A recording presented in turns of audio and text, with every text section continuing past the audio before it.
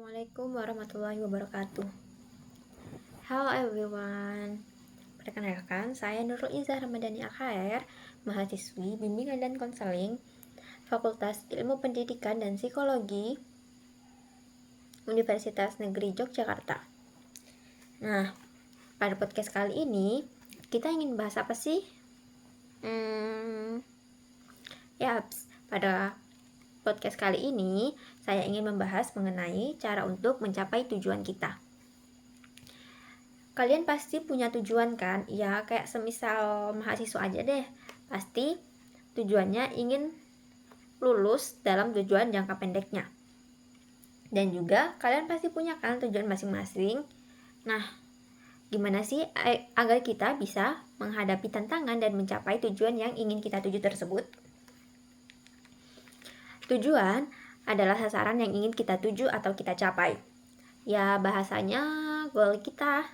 Karena setiap orang pasti mempunyai tujuan. Tidak ada yang tidak. Emang ada yang gak punya tujuan? Kayaknya enggak kan? Setiap orang pernah mengalami yang namanya kegagalan. Nah, menurut kalian nih, apa sih penyebab dari gagalnya tujuan yang ingin kita capai tersebut? Sini, pasti kalian kepo gak sih? Kalau saya sih ya kepo. Nah, jadi ada banyak faktor yang menyebabkan kita gagal dalam mencapai tujuan kita. Di antaranya, kita belum mengetahui apa tujuan kita. Kayak gimana kita ingin mencapai tujuan kita kalau kita sendiri tuh belum tahu sebenarnya tujuan kita tuh apa.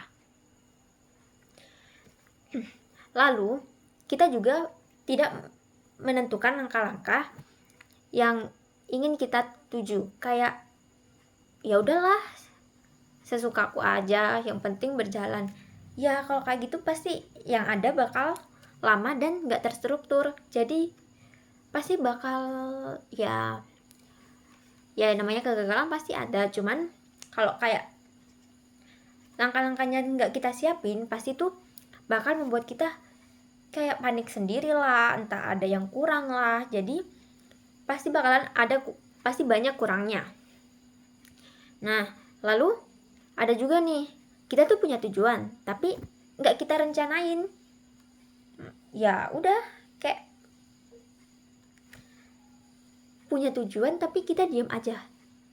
Ya nggak bakalan tercapai kan? Lalu ada juga nih, kayak nggak memanfaatkan waktu.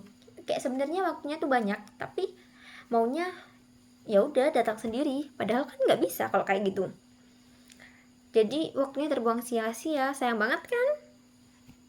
Dan masih banyak lagi. Nah, setelah mengetahui penyebabnya, kita pasti tahu nih bakalan ada dampaknya, kayak seperti tujuan kita terhambat, tujuan kita tidak tercapai lah. Ya, kayak istilahnya gagal aja gitu. Ataupun tujuan kita tuh tercapai tapi dalam waktu yang sangat lama.